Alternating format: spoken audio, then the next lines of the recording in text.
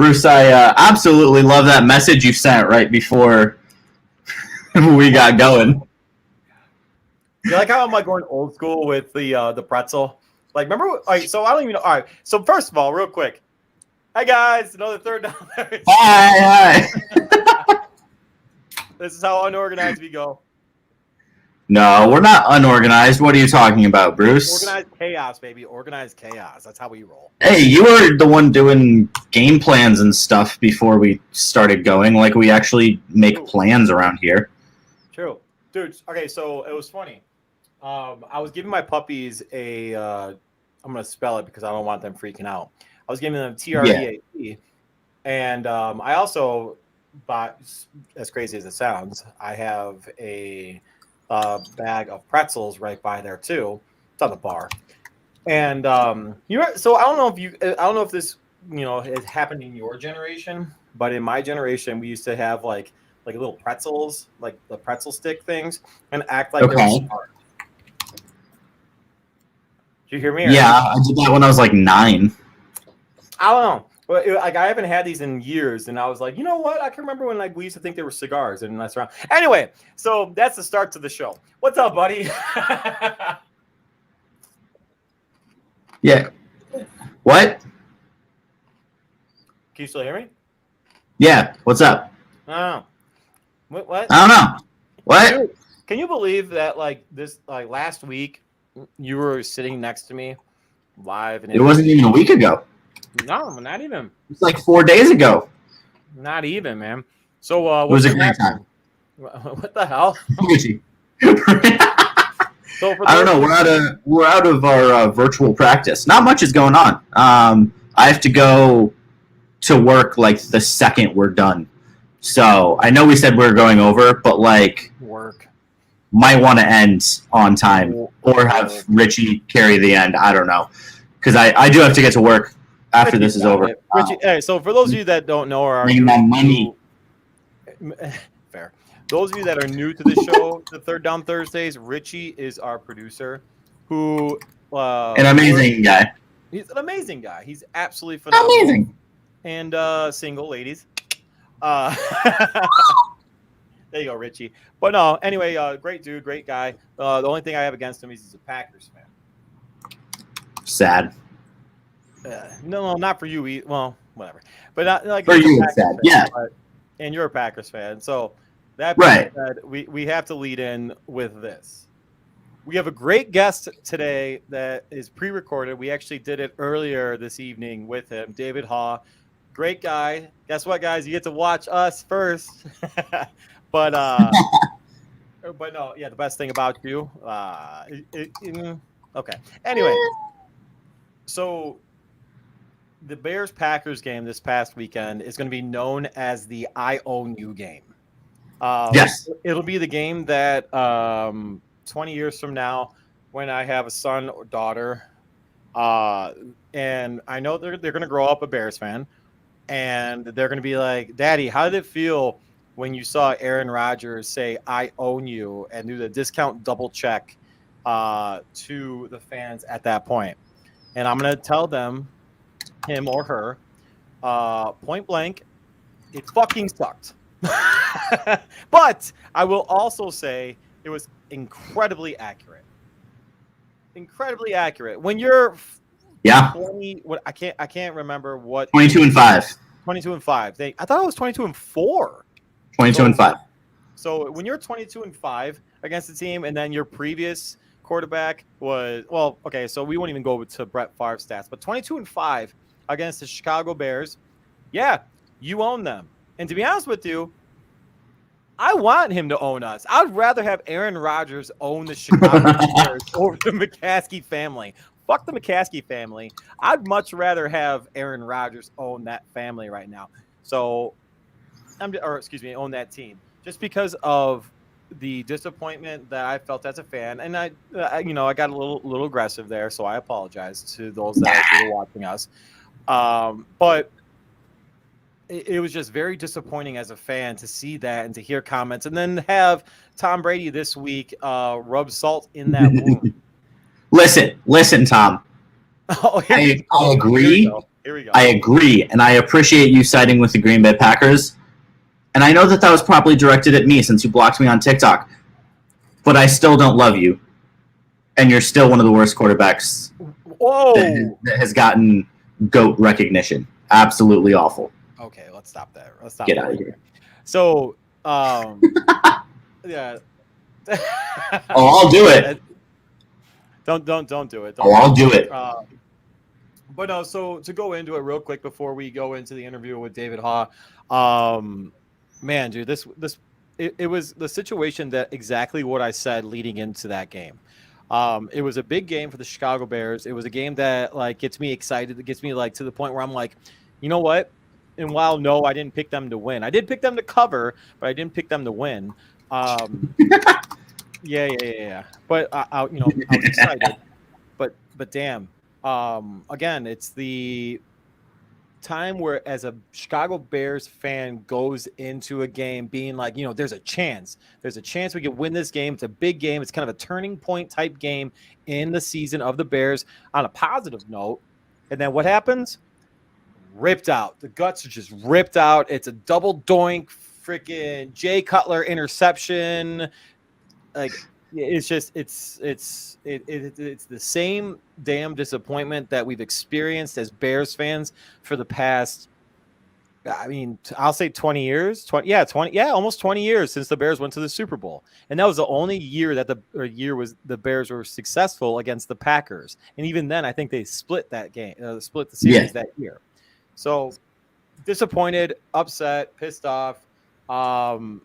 While no, I don't think the Bears played incredibly well because I think we allude to it in our interview with David. Like there were points in that game where the Bears actually looked like the better team. It's crazy to say. There were 2 drives. Right. And to be honest with you, Aaron, but here's the thing, though. You have a Hall of Fame quarterback on one side and a absolute stud, potential Hall of Fame wide receiver. I'll say that, too. Yeah. On one side. And you have a rookie quarterback with potential through the ceiling on the other side with the competency of an offense that is questionable. And I'll say that it's questionable. They know their identity in their running game. However, they just don't have the same personnel as the Green Bay Packers do. That personnel being Aaron Rodgers and Davante Adams. And I'm going to say this, and I'm going to piss you off, and I know I will. Richie, be ready for this. I know I'm going to piss you off too. Without Aaron Rodgers, without Davante Adams, the Green Bay Packers are the Detroit Lions. Okay, maybe I'll give you the Minnesota Vikings. Okay, now that we've gotten rid of that piece of trash, no.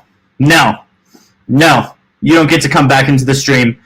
You do not get to say that the Green Bay Packers without Aaron Rodgers and Davante Adams are the Detroit Lions. That football team would not be 0-6. No. You apologize for what you have just said. Apologize. So I'm not saying this year. I won't say this year. I will say in future years without Aaron Rodgers and without Devontae, because they're gone. They're going to be gone. I question what that team is. I'm just saying. Wow. I said it. Wow. So, ladies and gentlemen, this is what you get when, mute him.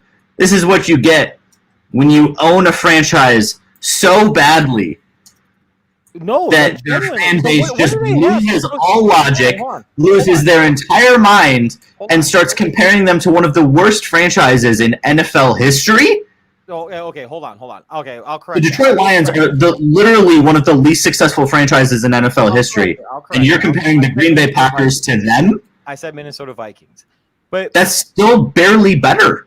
Let me pop pole porn. Make some pole porn. You take that one away real fast. All right. But no, I just don't like. Aside from Aaron Rodgers, and I will say that I like their pass rush, the defense. I do like a few of those guys. Good job. I do like that. I'm not going to take that away from the Green Bay Packers whatsoever, but I don't view this team as a special unit and anything aside from Aaron Rodgers and Devontae Adams. I don't. Wow. And I'm cool with it. And you guys can play producer and stuff like that and pull me off, mute my mic, blah, blah, blah. Because like, oh, you guys don't give me access to it. But I'm going to tell you right now, I'm sorry. Like when I'm telling So best left tackle in the game. When Aaron Rodgers leaves, I don't think Love is going to be the answer for you guys. So best left tackle in the game doesn't mean anything. Best left guard in the game doesn't mean anything. Top 5 running back duo doesn't mean anything. Best corner in the game, a couple of the best pass rushers, one of the best defensive tackles. Okay, injuries happen. They're still Green Bay Packers. I don't understand. Stop being a homer. Nothing I have said is incorrect statistically. Tom Brady is the best quarterback of all time. Nothing that I just said right there is incorrect statistically. Okay. We're going to do this today. We're going to do this today, Bruce. No, stop. Really happy I'm not wearing my Apple Watch because it would be telling me to breathe right now. Well, don't get me wrong. Would I want to be in your position as a Packer fan? 100%.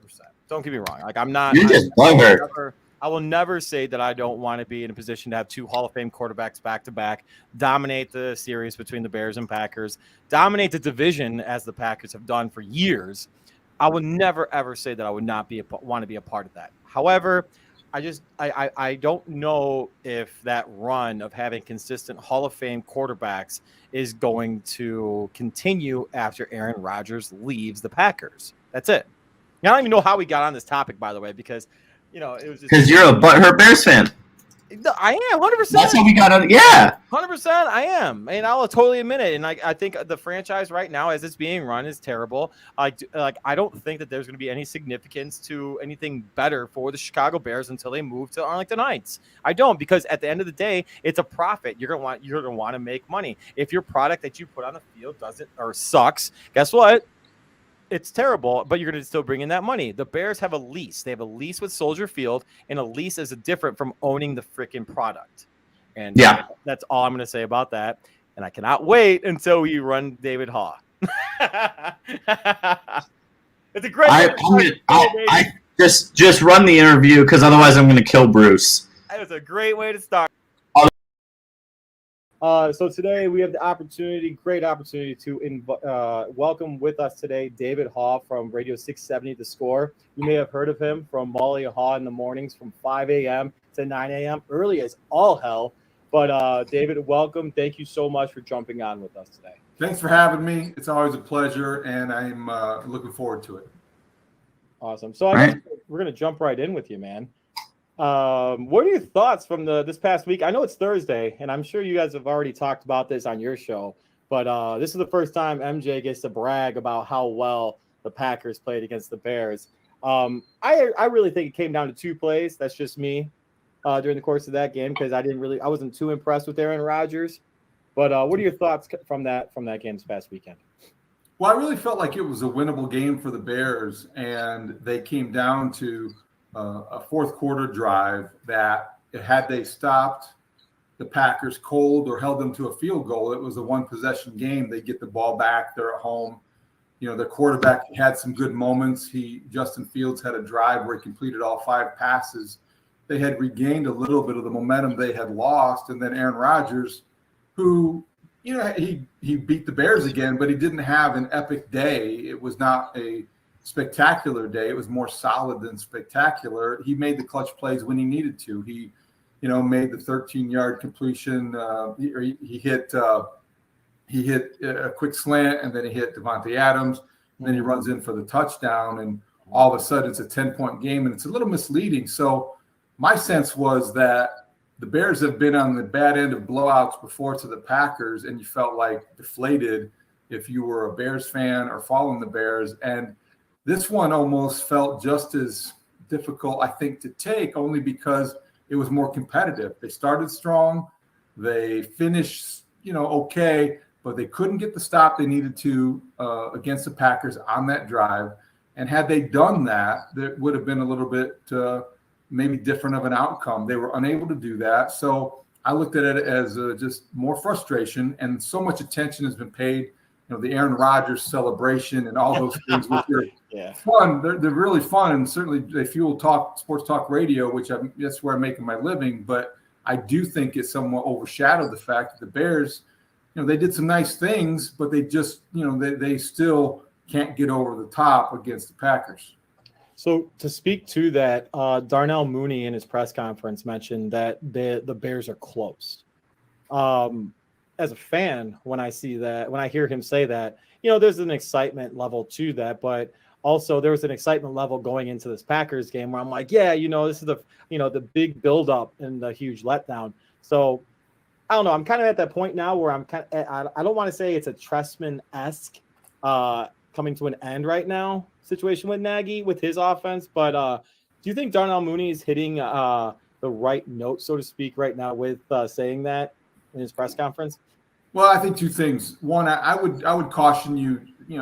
Mark Trestman era was really a disaster by the end, and I don't think that the Bears are headed there. You can have a lot of things that to be critical and criticize Matt Nagy about, but he hasn't lost control of his team and sort of lost sight of the job in the way that Mark Trestman did. So I would hesitate in making any sort of comparisons, even though it feels similar. I mean, I'm not going to tell you how to feel because disappointment is disappointment, and that's hard to measure or gauge. But I do think the two regimes are very, very different. As for Darnell Mooney, look, he's a second-year player that really talks like a proven veteran, and I like a lot about the way he is a professional first, and then you see he's got tremendous skills and speed and hands and all those things.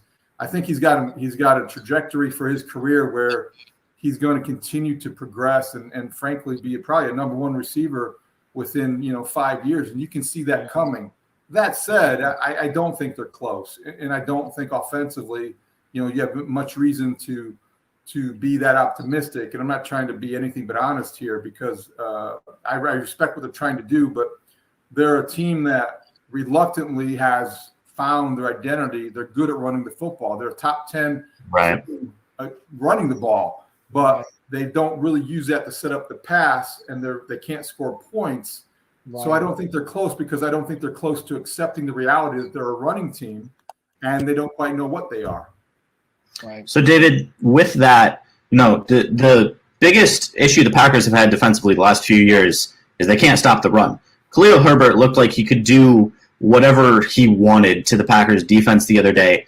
And Justin Fields has been known throughout his career, especially in college, as somebody who can run the football. Why did the Bears not game plan more around that? Is that more of a, like you said, just a lack of willingness to identify themselves as a running team? Is it a game plan issue? Like, where does that lack of offensive identity, where does the issue really fall there? Well, I think that's a good question. I think it's a fair criticism. And I don't want to – I think the Bears' problem against the Packers was as much execution as it was emphasis. And I think when you looked at Justin Fields, going to be an outstanding quarterback, and I'm on record as saying that, and I don't maintain that until I'm proven wrong, but I think he still is a rookie quarterback. So he'll miss a wide-open Allen Robinson down the middle that would have been a touchdown, and that, frankly, I don't think the top 10 quarterbacks in the league are going to miss. That's an explosive play. He may miss a read here or there. The Bears' running emphasis wasn't that bad. They ran, Khalil Herbert had 19 carries for 97 yards, and they didn't have a complement because they weren't healthy. But they ran the ball in a way that suggested there was more to be built off of those running plays, like use the tight end more. Justin Fields has to take the gimme a little bit more, the check down, play that safe, and then look downfield. So it was more, to me, execution and some of the things that you're going to have to go through when you have a young rookie quarterback that's not going to make the quick decision. He held on to the ball too long. There were sacks he could have avoided. And those 3 points here, 3 points there in a 10-point game, in a defensive game, it means a lot. So I don't think he came out of that feeling as bad about the coaching staff as we have in some games, even though the disputed nature at the end of the first half, that was bad game management. There were more game management issues this week than there were maybe emphasis or philosophy issues. Okay. So to go back to your earlier point about Matt Nagy not losing the locker room and being, because I actually do think he's a very good leader of men. I've been quoted on our Third Down Thursday show saying he's a very good leader of men. Has my thought of that wavered recently? 100% it has. Currently, do you think that defense, with the situation with Jalen Johnson having the fine, being a minute late, I have my opinion about that, but I'll share that after I ask you this question. With Eddie Jackson tweeting out stuff against Lance Briggs, you're just seeing some stuff coming out of this locker room that's alarming to me. Do you think that that's wavering at all, though? I think you can be a good leader without necessarily having your voice be strong after four. I think at some point in time, let me rephrase that. I think that Matt Nagy has tendencies that make him a very good leader and traits that you would think fall into the category of solid leadership. He is in his fourth year, and some of these players, I think, tend to take advantage of the fact that he is a very affable guy. He's a very likable guy. And he's not a guy that you necessarily fear as much as you respect. I think you want to have both at some point with the best of leaders, the best of coaches. Not that you want to operate and walk on eggshells when a guy walks in the room or whatever, but, the Jalen Johnson situation, the Eddie Jackson situation, the Bears have no fear of deterrent when they're talking about their social media activities, and they don't really have any sense of like, boy, if I do this, if I step out of turn here, if I overstep and say something bad about the team, or this letter where I was fined in Jalen Johnson's case. He put it out there. Well, that's a generational thing. I don't understand living your life on Instagram. I guess that it's an age difference or generational gap. But let's just say this: I don't think that it ever crossed Jalen Johnson's mind, obviously, that if I put this out there in the social media Instagram world, that Matt Nagy, my head coach, is going to come down on me hard enough for it to matter.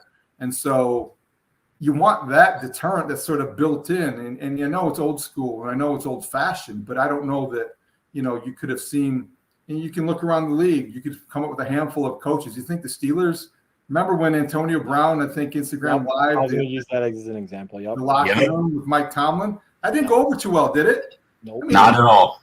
And plus he was Antonio Brown, and it was a celebration. So I think that the leadership styles are different, and that's not really Matt Nagy's persona. But I think that he's got to have more discipline overall with this Bears locker room and this Bears roster for them to be in a position where they embrace and brag about the culture in a way they like to embrace and brag about their culture. Right. Agree. So let's bring it back, or let's bring it forward now to this Sunday, Bears Buccaneers. Last I checked, according to FanDuel, it was 13.5. 13.5. Will it be that close? What are your thoughts on that game coming up? I hope so. I have a great parlay going on right now, but anyway. Well, I think sports gambling is such a pervasive way of life now. It's in everything, and I think that it's legal and it's something we can talk about. It'd be tough for me to take, the Bears in 13.5. I would fear the Buccaneers getting on one of those rolls and Tom Brady doing this. That's how many touchdown passes he throws. Yep. Yep. It's going to be that. I think it could be that bad because I don't really trust the Bears to stick to a game plan. I think that they're going to have to really be patient, and they're not going to be able to go be desperate, and that will maybe mean running the ball when you're down 10, or running the ball when you're down a touchdown early, and running the ball against a defense that is the best in the league at stopping it. But I do think you want to try to reduce the game. Again, it's the same formula against Aaron Rodgers as it is Tom Brady. You want to keep away on offense and take away on defense. And Tom Brady may throw you the ball, but this year he really isn't turning the ball over, and that's the problem. So you want to take your lumps with the running game. Rushing attempts is the biggest statistic to look at, and then their secondary is compromised. Maybe they hit a mismatch in the secondary, and Justin Fields takes a shot downfield and finds Allen Robinson on a backup cornerback, and that's a mismatch, or Darnell Mooney or whoever it may be. But you're going to have to hope for something fluky to happen. In this day and age, it's the NFL. The Titans can beat the Bills in 1 week, and they can be the same team that lost to the Jets a month ago. So it is the NFL, and that's unfortunately your best chance for an upset is to hope that something fluky happens. I would love to see them use the speed that they have at wide receiver for once. They have speed at wide receiver. How can you tell? Exactly. Like, boy, you should see how fast I can get my Honda CRV. It could go 120 miles per hour, but I don't get it past 75, because it's the express. Right. How do you know until you really try? The Bears haven't been in a position to even try to use that speed to their advantage. Right now, it's just a rumor. That's true. David, I'm curious. The Bears are in such a weird position right now. You have a defense that has the ability to be elite. You have a quarterback who can be good, just haven't unlocked that game plan. Don't have the running backs that you want to have right now. There's just so many questions. They're still sitting at 3-3, technically in the playoff race. What is the outlook for the rest of the season moving forward? What should be the Bears' goal, and what should Bears fans be hoping for? That's a really good question 6 weeks in, and I think that this year, and frankly for the last 2 seasons, are the epitome of mediocrity. What is mediocre? It's you're half of it you're bad and half of it you're good. And what do the Bears over the last 35 games represent? Well, they've won half of them and they've lost half of them. Exactly. They are 8-8, 3-3. So here they are on the precipice of respectability, but they're still standing on the ledge, looking over at desperation. So they could go either way, and you can interpret it many different ways. What kind of person are you? Do you want to look at the optimistic side of things, or do you wake up thinking, boy, my back hurts and life sucks? I mean, I don't know. However you want to spin it, you could spin it. Now, I'm going to tell you what I think is the truth, because it's somewhere in the middle. I'm not a big black or white guy. I try to stay in the gray area. And the reality is the Bears have some really good young talent. They have a franchise quarterback, in my mind, that is going to be worth developing and going to be a guy you can win with in a big way. Develop him. And this season becomes as much, if not more, about developing Justin Fields as it is about winning football games. And that may come at the expense of a defense that is ready to win now, a defense that's not getting any younger. So you have, kind of an incompatible roster. And roster construction is hard. But they have a defense that's, aging. And hey, where's ours? We want to win now. And an offense that's like, let's grow together with David Montgomery, Darnell Mooney, Justin Fields, and Cole Kmet, because that's a good core, and their interior linemen are good building blocks. So it's really kind of an incompatible mix. So you're going to have some good, some bad. And in the NFL, you hope you catch lightning in the bottle a couple Sundays a year, and you're more good than bad. But right now, I think the Bears are right down the middle. There's going to be some good Sundays. There's going to be some bad ones. But this year, they're probably going to have more losses than wins. Yeah, I agree. As long as they get over 7 Yeah. Who says it bad? Going down a different road here. Last night we saw the debut of the new look Chicago Bears. Excuse me, Chicago Bulls. Zach LaVine had 34. He had to kind of play a little like he did last year, some hero basketball. I'm totally okay with, because I actually really like his game, and I think he's an all-star again this year, and he's an up-and-coming max contract guy for the Bulls. Are your thoughts that this team is a top 5 in the East right now, as they are? East is pretty good, so top 5 really would mean they're maxing out on their potential. And I think they're capable of it. It's one game in, but I do think you see a lot of good signs. I think the biggest reason that you can say they could be better than maybe you think based on paper or projections, or can allow yourself to get a little carried away, maybe as a Bulls fan, in a way that maybe Bears fans can't. Their head coach is terrific, yes. And Billy Donovan's going to get the most out of this roster. Zach LaVine is an elite player that looks like he's ready to take that next step. He looked like he's ready to ascend to a special category. He is entering his prime, and we saw a glimpse of that last night. He was efficient, not just explosive. 11 for 17. hit all 11 free throws, 34 points, and now he's got some help. And now he can watch Vooch, get his own shot, get his own rebound, and score. Now he can watch DeMar DeRozan say, it's my time, my turn. I'll take this possession. You guys relax. And they can find Lonzo Ball to decide who's going to get the ball in the possession where you need a basket. So the Bulls do a lot of things well. I think they're a little undersized. The interior defense is going to be a problem. They may not be able to rebound as well as people need to rebound to be one of those top 4 teams, and they don't have maybe the bench that some of those top 4 teams have. But I do like everything about this roster. Caruso's terrific. I was surprised Ayo contributed. Long may that last. Right. This is a good team. This is going to be a good team. When Kobe White comes back, though, I think Ayo's going to lose some of those minutes, though. Yeah, it's a good call. I think so. But Ayo, they're not the same kind of player. They're the same size of player, perhaps. But I think that Kobe White will give you, 11 points in 6 minutes.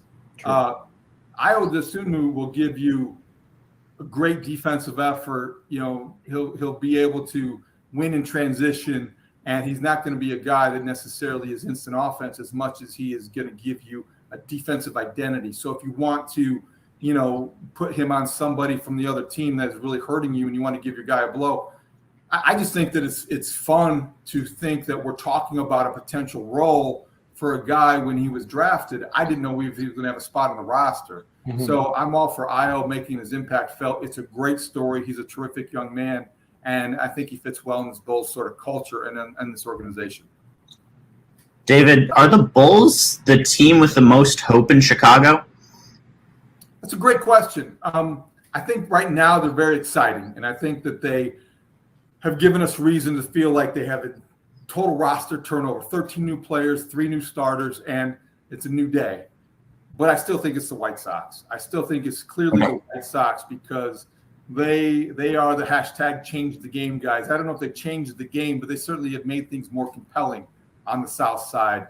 And this is what happens after they have a disappointing end to a season. People kind of forget and they feel a little down about where they are. But the White Sox window is wide open. And I think over the next 5 years, you're going to see them compete and contend each and every year, or at least they're going to have an opportunity. That core is too good. These pitchers are too deep.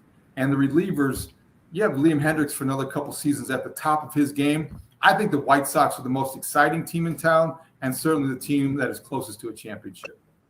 That right there is a professional segue into my next question for you, though, David. David Haugh with us from 670 The Score for a few more minutes. David, so the White Sox ended up going down to the Astros, a great team in and of itself.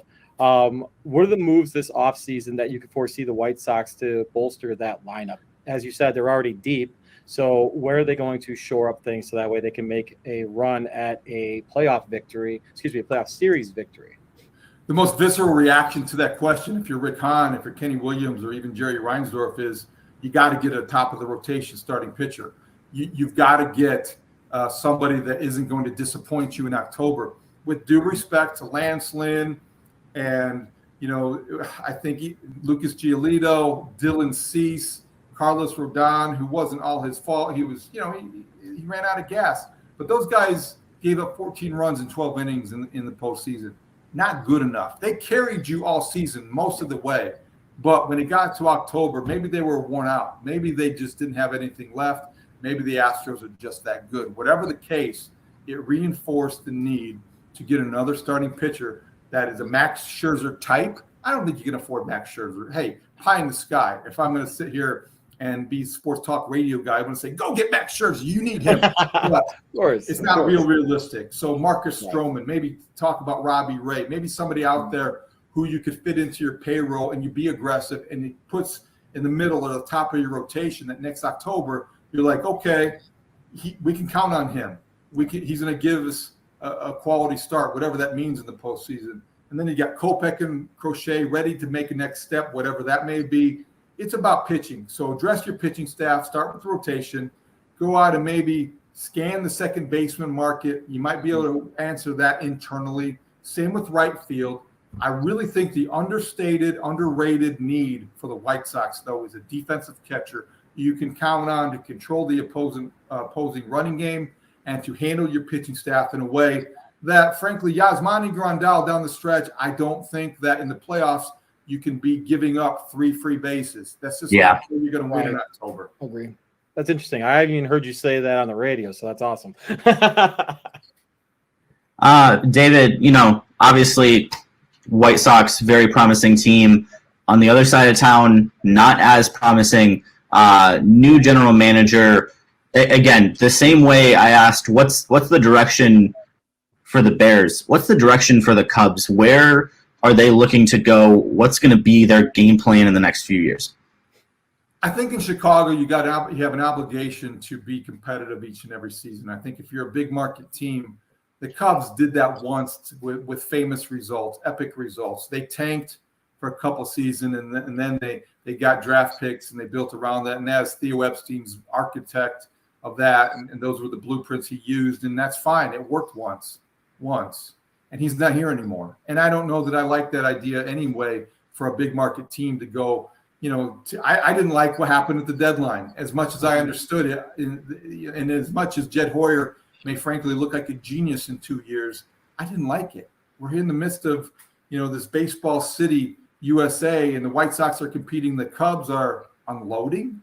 They're basically giving themselves, making it harder and to win games. And I get it. But I'm just still caught in this idea of you're the Cubs.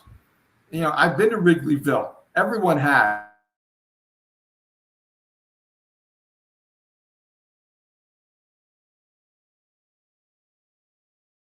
Garage sale to raise funds. Nobody's doing GoFundMe pages for the Cubs.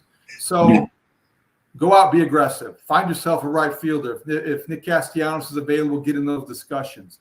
You're going to need a big-time shortstop. Trevor Story, Carlos Correa, Corey Seager. Hey, what do you guys think? How much is it going to cost? Go get in those conversations. Re-up with Wilson Contreras.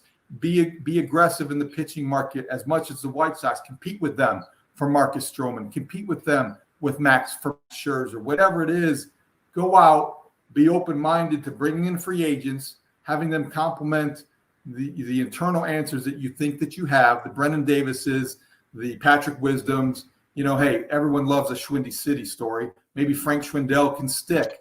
But I think you've got to complement an aggressive free agent approach with a smart internal approach and mesh those two things together, and it's all about pitching.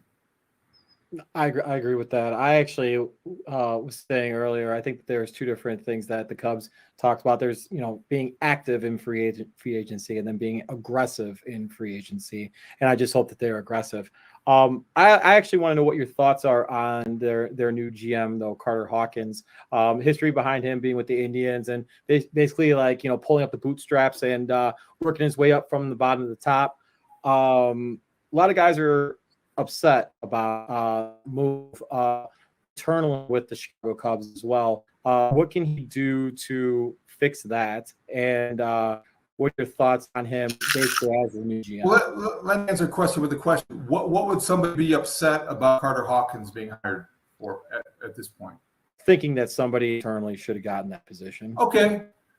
I can understand that. If you had somebody internally in mind that you think might have done a better job, that's always going to be the case. I think that if I've heard any criticism, it was that maybe Jed Hoyer went out and hired somebody that had a similar background that he did, or that Theo Epstein did, coming from an academic, institution like Vanderbilt, and maybe not as accomplished of a player, but maybe this is a brainiac, a baseball seamhead, a guy that was maybe a baseball geek as an intern with the Indians and built his way up. I kind of like that. I thought at the press conference, he made a really strong first impression in terms of he was prepared. Maybe a little bit too much so. I mean, if he said processes one more time, I was going to throw something at the screen. But I think that he had a speech that was ready, like he wrote it, rehearsed it, and he spoke it in a way that was very eloquent. And this guy's pretty sharp. And then we had him on the radio on the Mullen Haugh show the next morning, and he was really relaxed and funny. And he talked about his cats and his kids. And I love that because it was a human side of him. And I think he'll fit in well with that culture. The Cubs have a great front office culture, in my view, because I think Jed Hoyer is an easy guy to be around. He's an easy guy to work with, to work for, I would imagine. I've only covered him. I've only been around him for 10 years, but he's a good guy, and he's a smart guy. And so I think Carter Hawkins fits in because he is not coming here feeling like he's got to establish who he is. He's not coming here to say, you're going to know my name and I'm going to put my stamp on.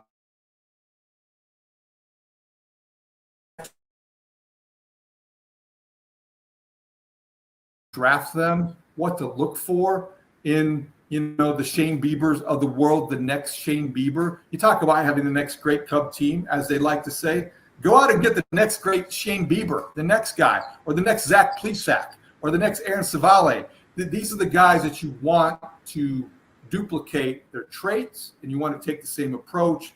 And to me, Carter Hawkins, for not knowing much about him before this week, I've been impressed.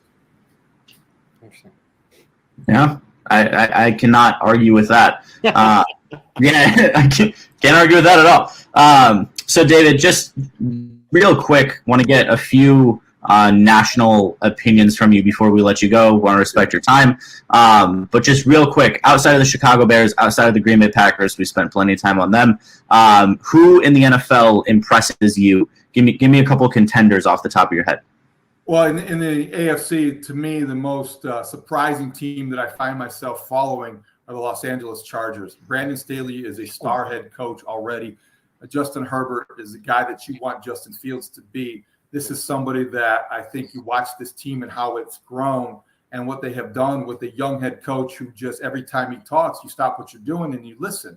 I like what they have done. I think the Buffalo Bills are very dangerous just because their quarterback is well, and I like the way they're constructed. My football sensibilities tend to favor defensive-oriented football teams. I also like the Tennessee Titans because I like their head coach and I like the way they're structured. Yes. Those are the three teams in the AFC I find myself watching as much as anything. In the NFC, I'm a little surprised by the Cowboys. I think Dak Prescott has been better than I thought, and they're dangerous because of that. Mike McCarthy finds his second win. It's amazing how much smarter he looks when he has a quarterback like Dak knows what he's doing. And then I think the Rams are the team that still, to me, epitomize, this idea of what you can do when you have the right quarterback meshing with the right coach, and Matthew Stafford and Sean McVay is quite a combination with all the weapons that they have, and their defense is terrific as well. But let's face it, guys, we're going to watch Sunday afternoon probably the best team in the NFL right now because of Tom Brady, who's doing things that I think anybody thought were possible. The Bucs are the rare team that won a Super Bowl and got better. I love the comment that you just made right there, David, because MJ and I spar at one another with regards to Tom Brady. I'm a big Tom Brady fan. I think he's an absolute stud. I think he is the best quarterback we have ever seen. That doesn't necessarily mean Aaron Rodgers isn't on the Mount Rushmore. However, I think that Tom Brady. So I appreciate you affirming my opinion. Please don't get me started. But real quick, I got a less serious question for you. And you don't obviously have to answer it or anything like that because I don't want to put you in a situation with 670. But what's the go-to beer of choice, David? The go-to beer of choice? I'm a Sam Adams guy.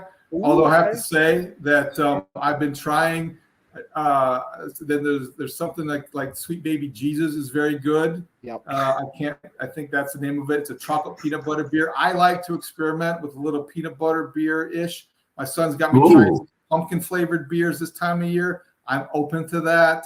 And right now I am looking at something called Big Brother's Hard Root Beer because you know what? Why not? Why not? Hey, I agree. Hey, I mean, this is like the cheap go-to for me right here. Well, Coors Light action. There you go. But no, David, thank you so much for joining us. It's an absolute pleasure. We are humbled by the fact that you want to jump on our mom and pop show. I got nothing but great things to say about you. Keep doing great work with Molly on the Molly and Haugh show. Thank you so much for joining us. Guys, thanks for listening. Appreciate you asking, and glad to help if I have the time. Thanks. Absolutely. Peoria's playing tonight.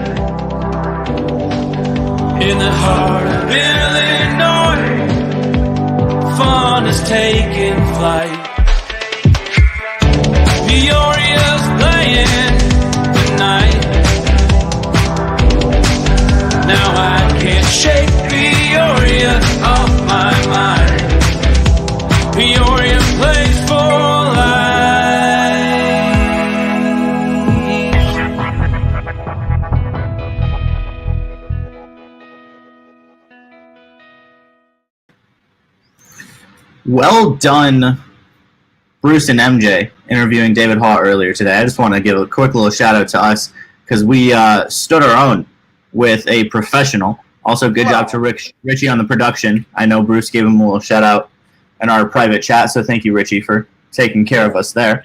Richie, great job. MJ, great job, by the way. Like you did phenomenal. You hit that shit well. Like I mean, I hit a couple bloopers. You hit some salad doubles. So there you go. There you go. It's okay. It makes up for my terrible Brady takes, apparently. But ooh, wait, dude, clip that shit, Richie. Apparently, because the fact that we just heard MJ just say. Apparently, I admit to nothing. We got to jump right in. We're at 7:46, and usually it takes us quite a long time to get through the NFL schedule for this weekend. We're going to go through and I'm guessing Richie doesn't have things ready. That's okay. No, that's okay. Whatever. I mean, that's okay. Let's see if he's quick enough to put stuff up. Oof. All right, so tonight, right now, we have the Browns and Broncos. Denver Broncos. I don't even know what the score is. Denver Broncos. That's my pick. I got the Browns. Browns win this game. All right. I think last I checked, it was Browns -2. I'm going Browns. Okay. It's 7-0 Browns. Sad. Wait. What? I missed it. What did he say? He said it's 7-0 Browns. I think it's 10-0 Browns now. Next game I got Bengals at Ravens. Ravens 6.5. Ravens win and cover. It's in Baltimore. Yeah, Ravens win and cover. Got that too. Yeah. All right, so this one kind of throws me for a little bit of a loop. We got Panthers at Giants. Panthers favored -3. Panthers win. I will take the Panthers. Yeah, I agree. I'm going to save this for second to last. Chiefs at I like this game, by the way. Chiefs at Titans. If the Titans I do too. If the Titans are able to run the ball, I mean, they're going to run the ball because Henry's an absolute beast. Do you know what the over-under is right now on FanDuel, by the way? The over-under right now is 57.5. That's a shit ton of points. Oh, my gosh. Neither team plays defense, so it doesn't surprise me. Right. I'm going to say over. I'm going to say over in that game, and I'm also again, I'm kind of scared of the Titans, and I don't think the Chiefs can play defense. I'm going to go Titans in this game. I'm going to say Titans. I have the Titans winning. Not even a question. The Titans are playing very good football. Until the Chiefs win a meaningful football game, I'm not picking them. It's not Mahomes. They have way too many holes. Hold on, time out. I will say it's not Mahomes. Mahomes is an absolute fucking beast. We all know this. Yeah, he's trying to carry a team that is just so bad across the board. Exactly. They have way too many issues. So until I see them win a statement football game, Titans. Next game, we have the Falcons at Dolphins dumpster bowl. Also, real quick, we didn't touch on this. Dolphins trying to get Deshaun Watson. Well, first of all, I don't know how that. Not gonna happen. Hold on, real quick. A side note: I don't know how the fuck that guy's able or hasn't been suspended by the NFL yet, or anything like that, or even eligible to be traded or anything. If the Dolphins acquire Deshaun Watson, and if he's eligible to play at all, the Shield is going to have a problem. And what I mean by the Shield, the NFL. Additionally, if the Texans are able to make a trade with the Dolphins and acquire draft picks or any kind of compensation for him, that's a win for the Texans.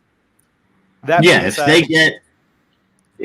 get a Coors Light and a bag of M&Ms, that's more than he's worth right now.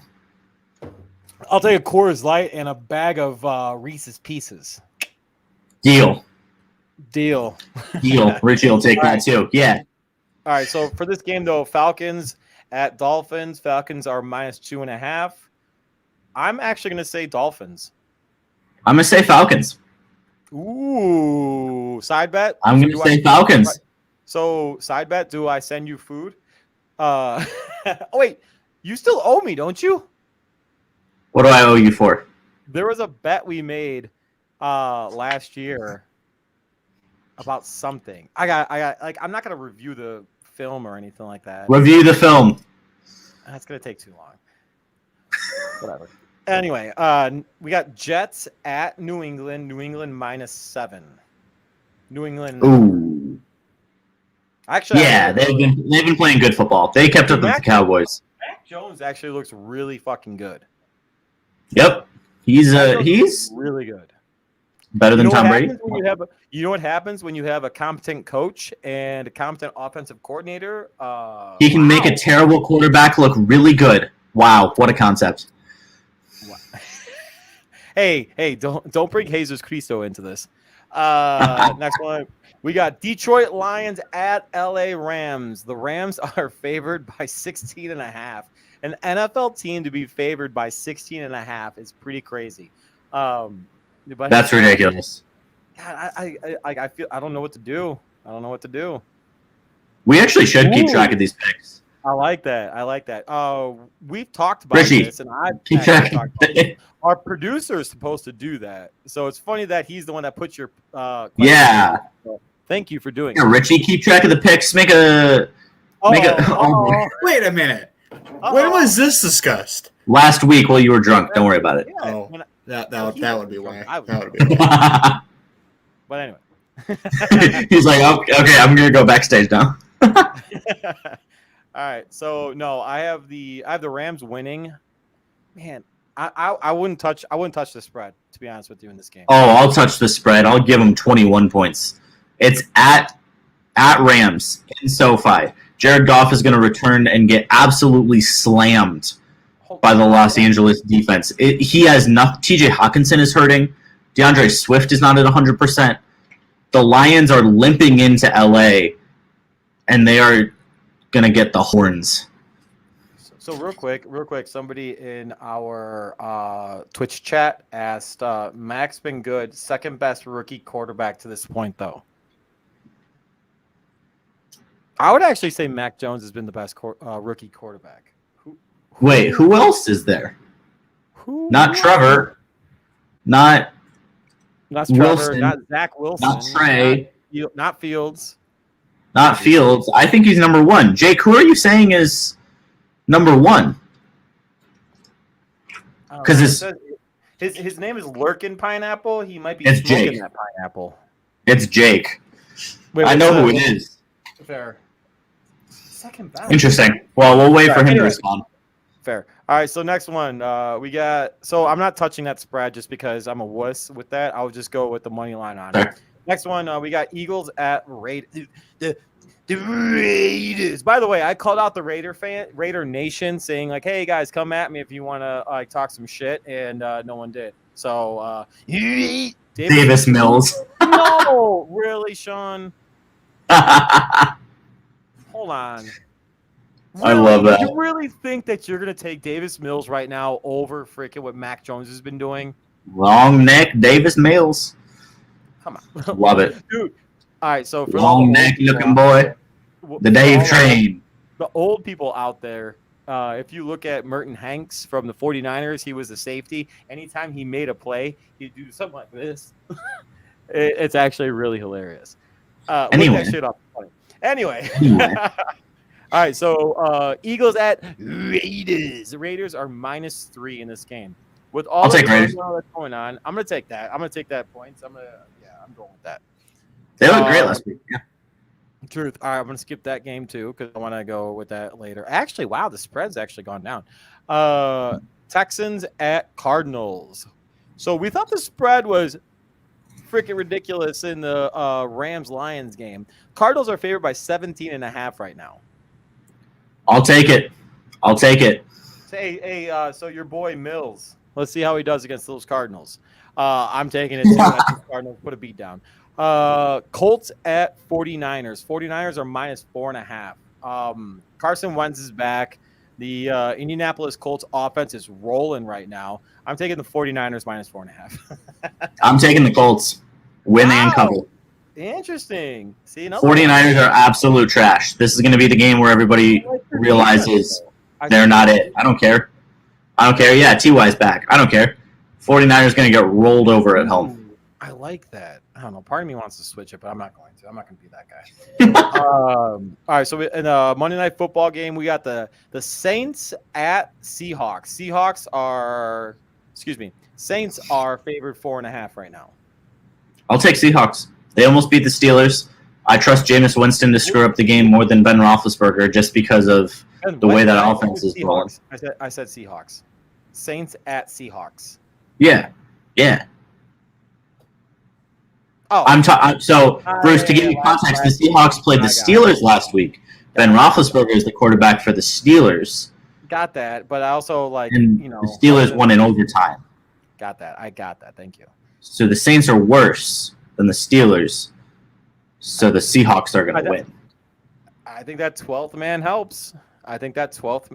Yeah. I'm gonna go Seahawks, lose but cover. Weirdo. Hey, Geno Smith. Okay. All right, so Geno Smith is the GOAT. Let's go. All right, so let's go with this, Doc. All right, so we got the Chicago Bears at the defending champion, best quarterback in the history of the NFL, Tampa Bay Buccaneers.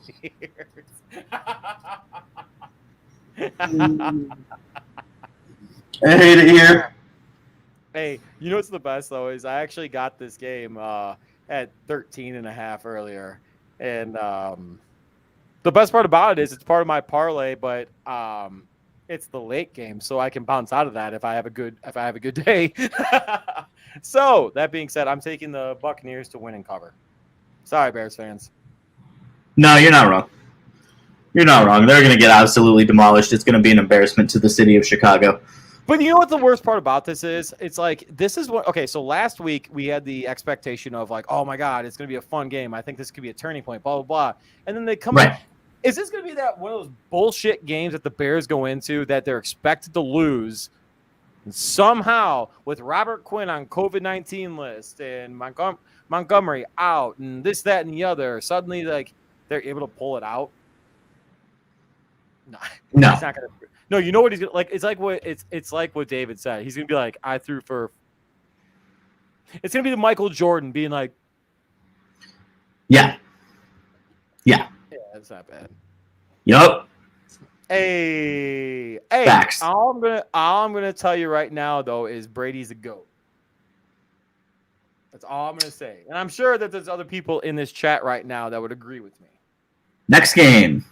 And I got some big ass lips, so you know. All right, the Washington football team at the Green Bay Packers. Packers are -7.5 in this game. Yeah, I'll take that. I got the Packers. I have them. They're winning, and they're also winning by 7.5. Yeah, I'm not concerned about Taylor Heineke. No, I agree. Even though he's in my bullshit double fantasy quarterback team, but whatever. Well, you enjoy that.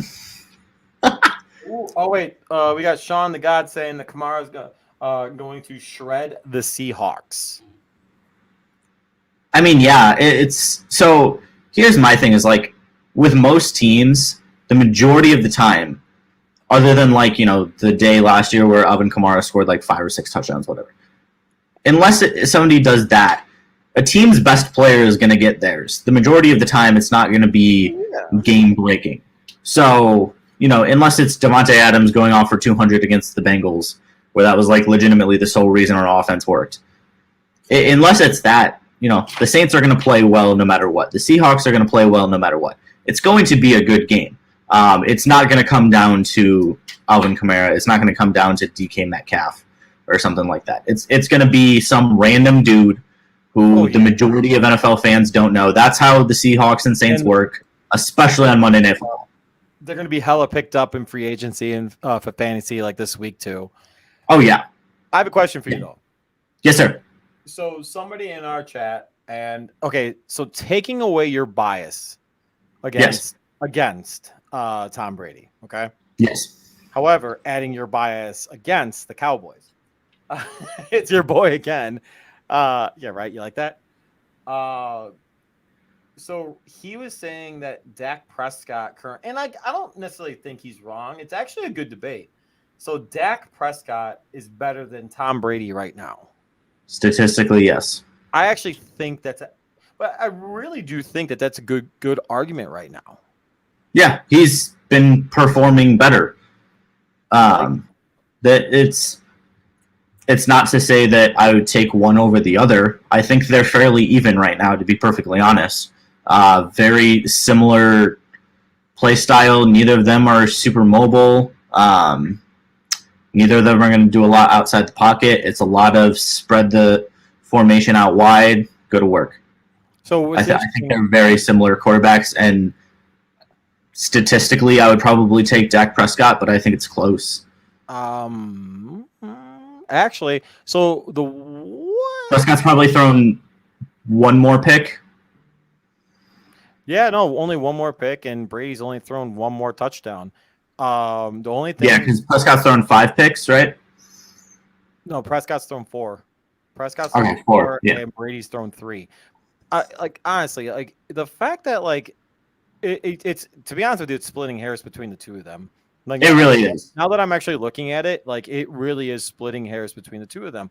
Although here's a man that the only thing that's different between here. So real quick on the topic of those two, Dak Prescott has thrown for 1,800 yards, whereas Tom Brady has thrown for 2,000 yards.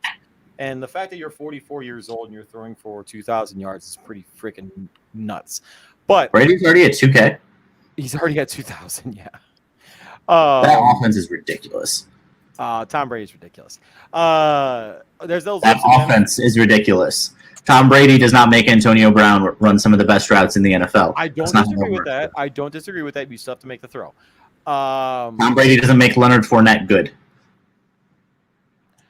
Okay.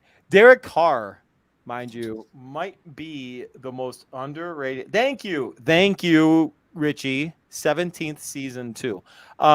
Derek 17 Carr, game season now too is what he said, not that. Oh, fair. Okay, so cool. He's probably going to end up breaking the passing yards record in a season before week 17. Derek Carr. Reed. Sorry. Don't worry about it. Don't worry about it. Oh, sorry. I am reading. So the problem right now is like I actually wasn't like on like our. No, I know. So, see that's a asshole. So what I was saying though was Derek Carr currently has a 1,946 yards passing. Derek Carr might be the most underrated quarterback in the NFL right now, aside from Matthew Stafford. Really don't care about Derek Carr. No, I don't. Doesn't impress me. I really don't care. I mean, They have no running game. You know who I absolutely love right now is Matthew Stafford. The fact that Matthew Stafford, is able to play. Yeah. It shows you what that offense could be with a competent quarterback. Nothing against Goff because like he's obviously like gonna like reach. He's reached the pinnacle of what football is. But that being said, Yeah. Kirk Cousins. No, he's right. No, he's actually right. Kirk Cousins, for all the shit that I like talked about Kirk Cousins, I agree with that. Like he's right. He's right. If you look at Kirk Cousins' stats and see the things that guy has done, Kirk Cousins has been fine this year. Whatever. He's not the reason. I will say this though, he's not the reason why the Vikings are 3-3. But anyway. Okay, well with that, I have to go to work, so I'm going to take off. This has been a fantastic evening. Thank you to everybody for watching. Thank you to David for coming on the show. It was very enjoyable. Good time. Plenty of chaos between everything going on today. So, when isn't there Bruce, chaos? What? When isn't there chaos? Every single week, and it's incredible. That's why we love it here. It's always fun. That's why, yeah. Yep. Richie, as always, thank you for your production value that you bring to the team. We love you with all of our heart. You spell popcorn, po-porn, but it's all good. You know, it happens. But it's okay. So that we have po-porn, and we also have Bruce's lips are firmly attached to Tom Brady's butt.